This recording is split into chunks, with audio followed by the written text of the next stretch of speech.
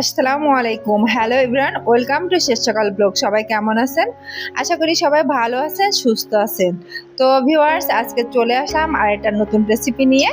আজকের রেসিপিতে থাকছে ফ্রোজেন করা কচুরলতি দিয়ে ইলিশ মাছের একটি মজাদার রেসিপি।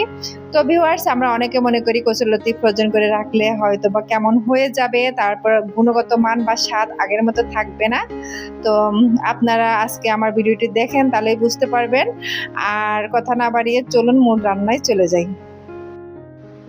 তো ফার্স্টে চুলায় একটি ফ্রাই প্যান বসিয়ে তাতে আমি পরিমাণ মতো সয়াবিন তেল দিয়ে দিলাম। আর তেলটা গরম হয়ে আসলেই আগে থেকেই একটু হলুদ আর লবণ দিয়ে মাখিয়ে রাখা ইলিশ মাছগুলো আমি একটু দিয়ে দিলাম। তো এখানে আমি অনেক বেশি ভাজবো না, হালকাভাবে একটু ফ্রাই করে নেব। তো এক পাশ হয়ে গেলে আমি আরেক পাশ উল্টে দিলাম। এই যে, তো আমার মাছগুলো ভাজা হয়ে গেছে, এখন আমি তুলে নিচ্ছি।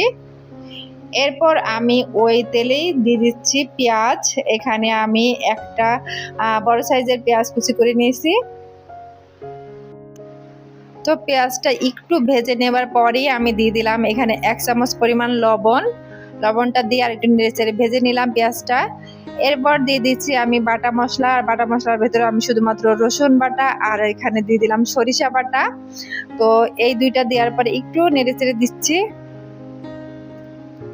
এরপর এক এক করে আমি এখানে সব ধরনের গুঁড়া মশলাগুলো দিয়ে দেব। ফার্স্টে দিয়ে দিলাম হলুদ গুঁড়া, তারপর দিয়ে দিলাম 1 চামচ পরিমাণ মরিচ গুঁড়া, তারপর দিয়ে দিলাম জিরা গুঁড়া আর ধনিয়া গুঁড়া। এখন আমি দিয়ে দিচ্ছি সবশেষে একটু পানি। আর পানিটা দেওয়ার পরে আমি নেড়ে চেড়ে ভালো করে মশলাটা কষিয়ে নেব।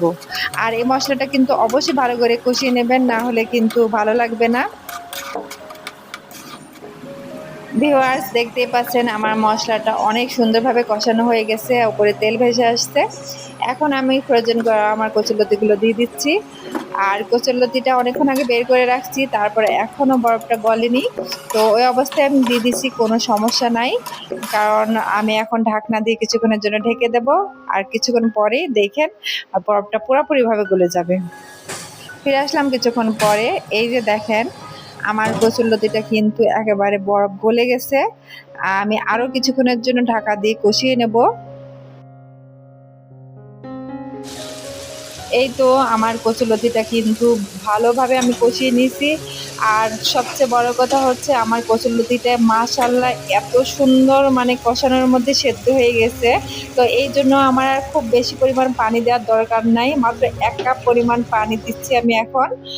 আর অনেকে ধারণা করে যে ফ্রোজেন করে রাখলে হয়তো বা কচুরলতিটা পরে সিদ্ধ হবে না বা স্বাদ ভালো লাগবে না আগের মতো, কিন্তু এটা ভুল ধারণা। এই যে এখন আমি কাঁচামরিচ দিয়ে দিলাম কয়েকটা, কাঁচামরিচ ফালি আর কি।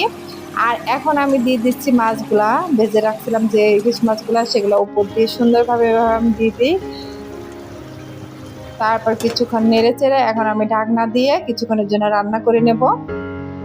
তো ভিউয়ার্স, ফিরে আসলাম কিছুক্ষণ পরে। আমার কচুরলতি দিয়ে ইলিশ মাছের রেসিপিটা কিন্তু পুরোপুরিভাবে হয়ে গেছে।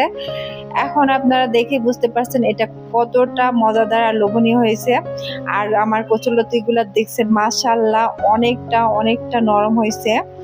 আর আমি যেহেতু ঝোল রাখি না কচুরলতিতে কখনোই, এই জন্য আমি এভাবে রাখছি। আপনারা চাইলে যারা ঝোল খেতে পছন্দ করেন অবশ্যই ঝোল রাখবেন।